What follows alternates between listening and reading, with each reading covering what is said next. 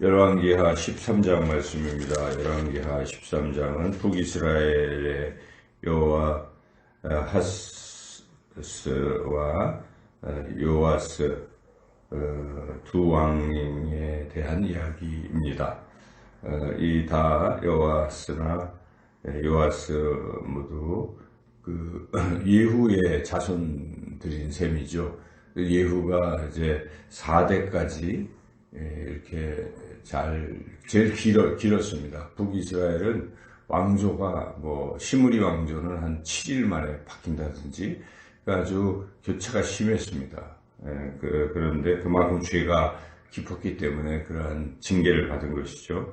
근데 그나마 그 중에서도 예후가 하나님의 뜻을 잘 또 받든 면이 있었기 때문에 아합 왕조를 무너뜨렸기 때문에 하나님께서 4대에 걸쳐서 복을 주셨는데 그 중에 이제 두 왕 여기에 요아스 여호와하스 요 두 왕에 대한 이야기인데 먼저 여호와하스에 대한 이야기입니다. 여호와스는 그래도 그 중에서 이제 어려움에 처했을 때 하나님께 기도할 줄 알았던 왕이다 하는 것입니다.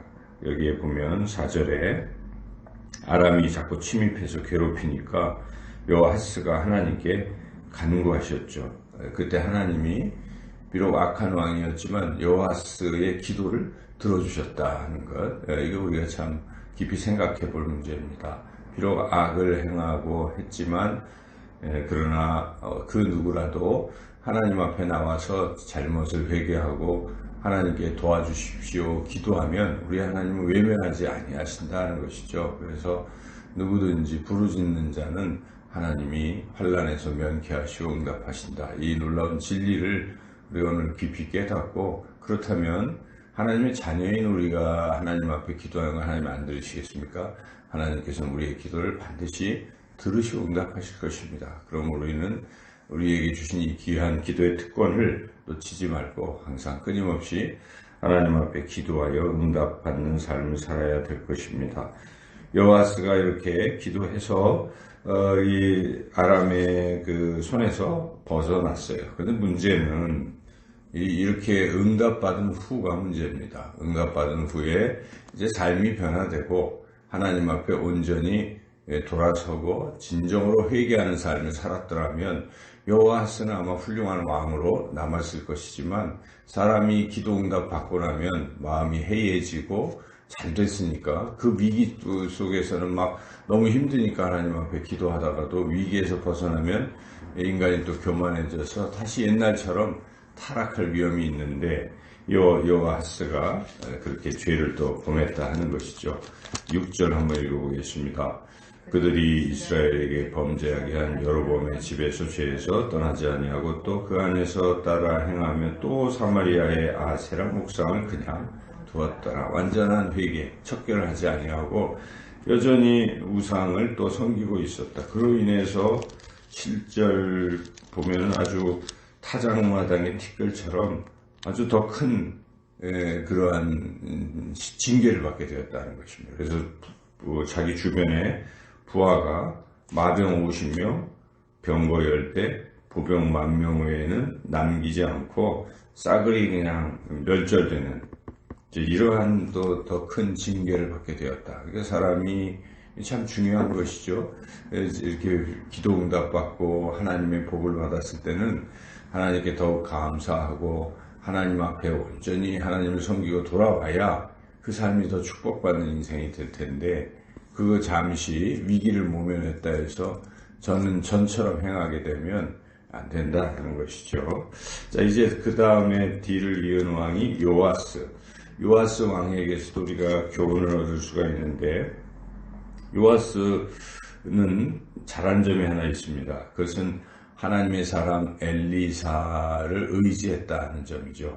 그래서 엘리사가 이제 나이가 들어서 죽게 되었습니다. 그때 이 요아스 왕이 엘리사를 찾아가서 아버지 부르면서 눈물을 흘리고 슬퍼했다는 것이죠.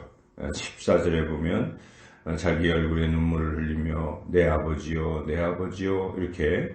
그래서 하나님께서 엘리사를 통해서 또 귀한 그런 마음을 받으시고 축복해 주신 것이죠. 엘리사, 엘리야, 아합왕이나 막 이렇게 대적하는 왕들이 많았는데, 이렇게 북이스라엘이지만 요아스라는 왕은 엘리사의 죽음을 슬퍼하면서 가서 아버지 부르고 슬퍼했을 때 하나님이 어떤 복을 주셨냐면, 엘리사를 통해서 지금 괴롭히는 아람 군대를 물리치게 될 것이다. 이런 어떤 약속을 주시는 것이죠. 그러나 단, 요아스의 태도도 굉장히 중요한데, 기회를 주신 것이죠. 그래서 어떤 기회를 주셨냐면, 화살을 쏴봐라.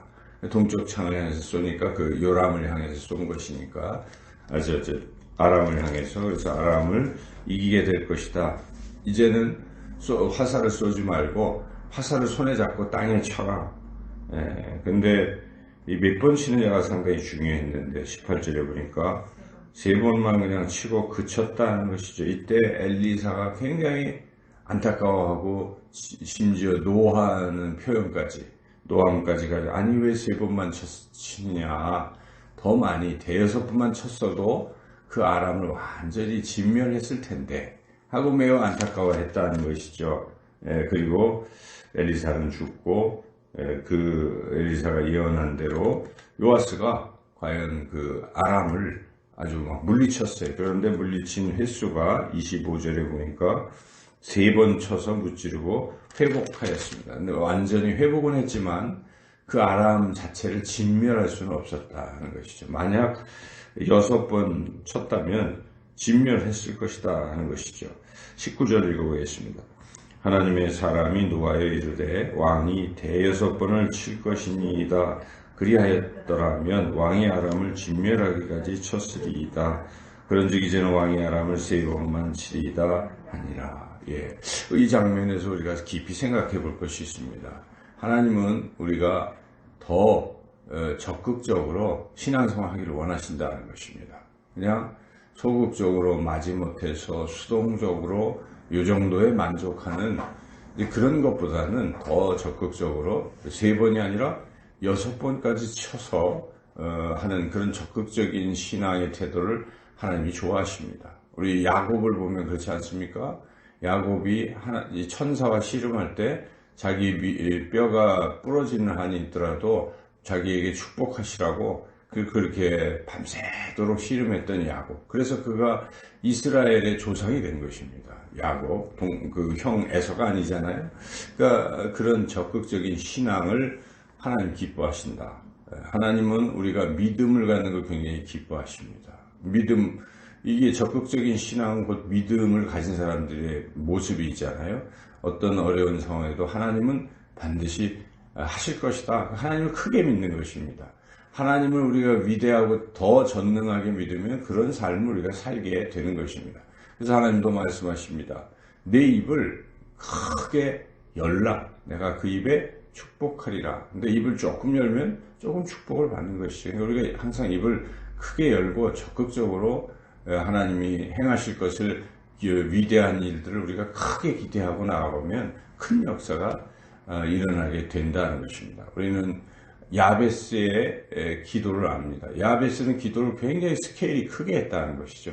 하나님, 나의 지경을 더 넓혀달라고 기도를 하는 것입니다. 우리가 이것만이 아닙니다. 더 큰 꿈과 비전을 가지고 더 크게 하나님, 위대하신 하나님, 더 놀랍게 역사하실 것을 기대할 때 하나님 그러한 역사를 우리에게 경험케 하신다. 오늘 13장 말씀에 두 왕, 여기에 여호아하스 그리고 요아스. 여호아스의 잘못은 처음에는 좀 기도하고 회개하는 듯 했더니 잘 되니까 그 다음에 하나님을 제대로 섬기지 않아서 더 큰 시련을 겪게 되었다는 것.